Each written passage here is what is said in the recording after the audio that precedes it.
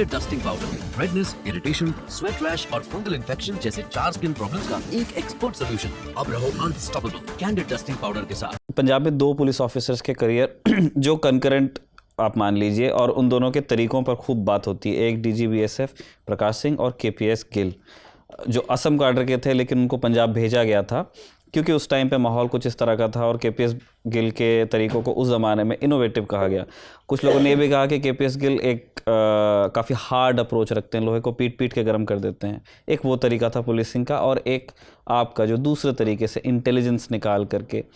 तो इन दोनों अप्रोचेस में मतलब आपने जब पूरी ज़िंदगी अब आप पुलिसिंग में बिता दी, अब आप पुलिसिंग को बाहर से देखते हैं, आपको क्या लगता है कि कौन से तरीके से रिजल्ट्स अचीव होते हैं? क्योंकि अभी भी हिंदुस्तान में कुछ जगह एलडब्ल्यूई की प्रॉब्लम है, नॉर्थ ईस्ट में अभी भी तनाव है ही, मणिपुर में हम देख रहे हैं।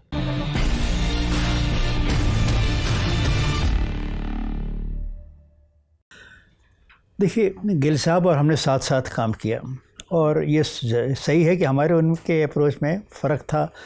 एक बार ऐसी भी घटना हुई जिसका मैं डिटेल तो नहीं बताऊंगा, बस यही कहूँगा कि गिल साहब मेरे पास आए थे, उन्होंने मुझे कुछ सुझाव दिया था जिसको मैंने अस्वीकार कर दिया, जिस पे वो बहुत नाराज़ हुए थे और नाराज़ होकर चले गए थे। और उसके बाद मुझसे कई बार उन्होंने, मैं कहूँगा मतलब कॉन्फ्रेंसेस में मेरे साथ अच्छा व्यवहार नहीं किया, पर वो मेरे सीनियर अफसर थे। मैंने कहा कि हम लोग एक टेररिज्म अफेक्टेड एरिया में काम कर रहे हैं, हमें लड़ना नहीं है आपस में, और कम से कम पब्लिक में ये नहीं दिखाना है कि 2 सीनियर अफसर आपस में लड़ रहे हैं।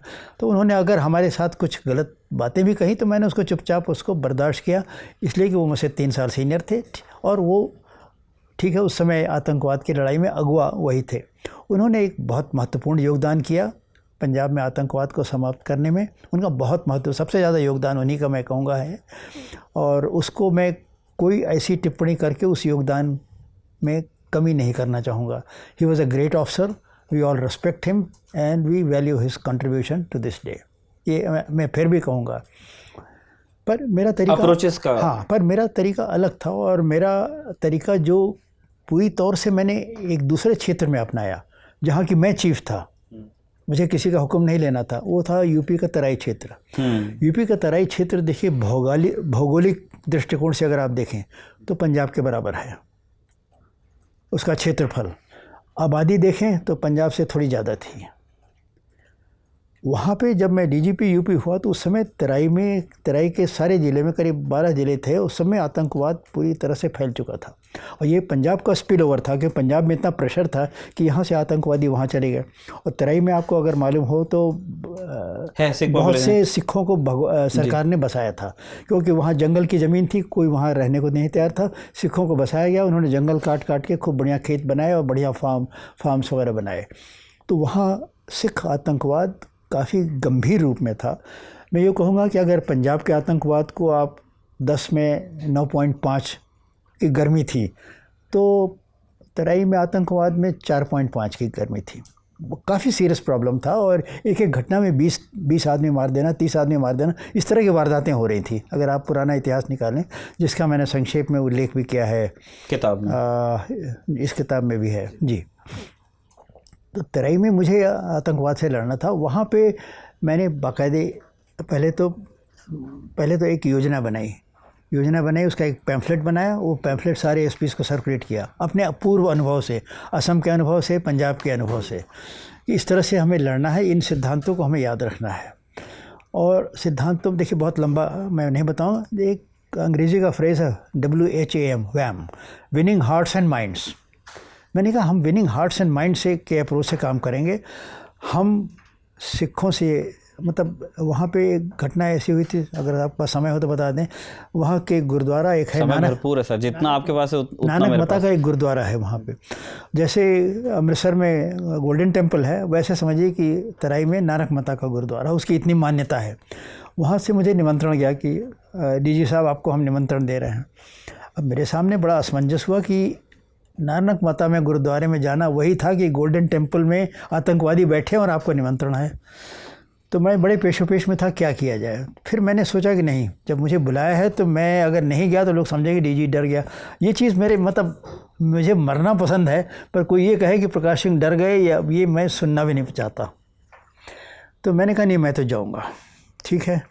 मैंने कह दिया उनको ठीक है मैं आ रहा हूँ, और फिर मैं स्टेट गवर्नमेंट को बताने गया कि भाई मैं जा रहा हूँ, क्योंकि काम ख़तरनाक तो था ही। तो स्टेट होम मिनिस्टर से मिला, उन्होंने साफ साफ मना कर दिया कि नहीं आप नहीं जाएंगे।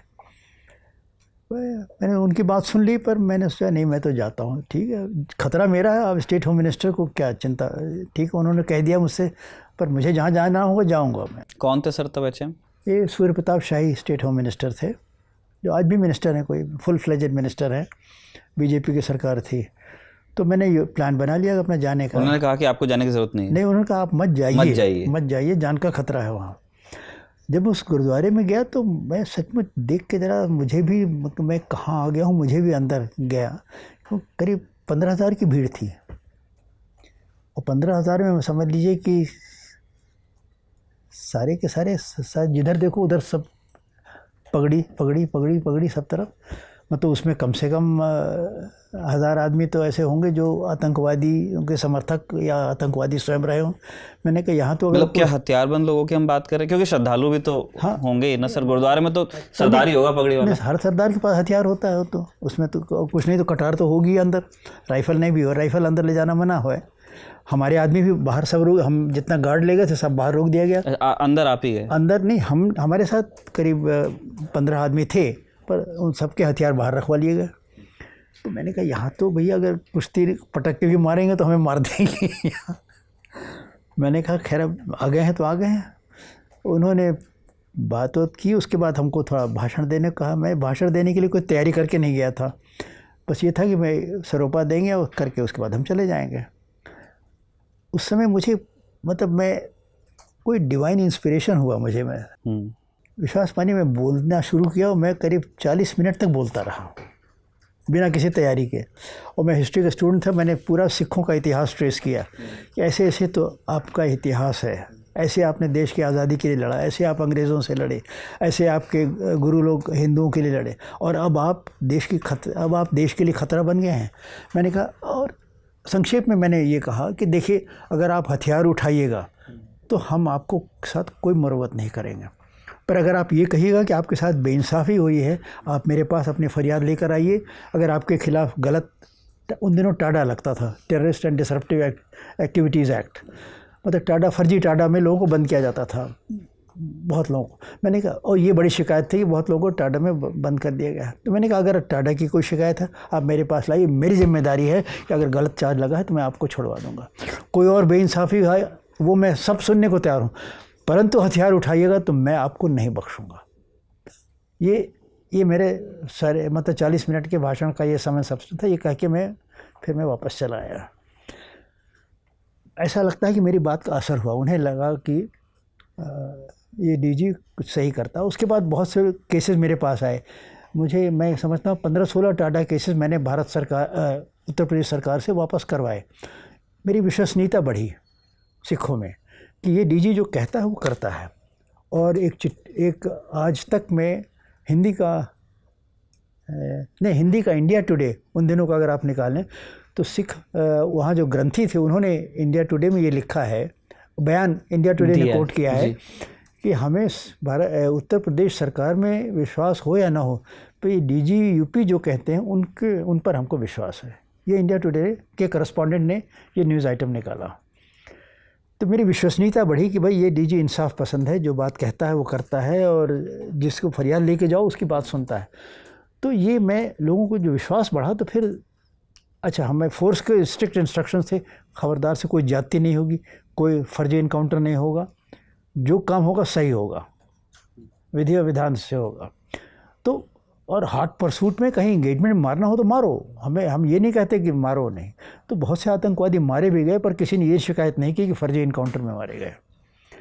और इंटेलिजेंस हमारे पास आने लगी जब इन्होंने देखा कि भाई ये आदमी, पुलिस सही काम कर रही है, गलत आदमी जो फर्जी मुकदमे थे उनको वापस ले लिया गया है, तो हमारे पास इंटेलिजेंस आने लगी। और सिखों के द्वारा ही फिर वो विनिंग हार्ट्स एंड माइंड्स वाली प्रोसेस जो रही उसने काम किया, और लोगों का हमें सपोर्ट मिला, और लोगों के सपोर्ट से वहाँ पे आतंकवाद 1.5 साल में हमने ख़त्म कर दिया अपने टेन्योर में।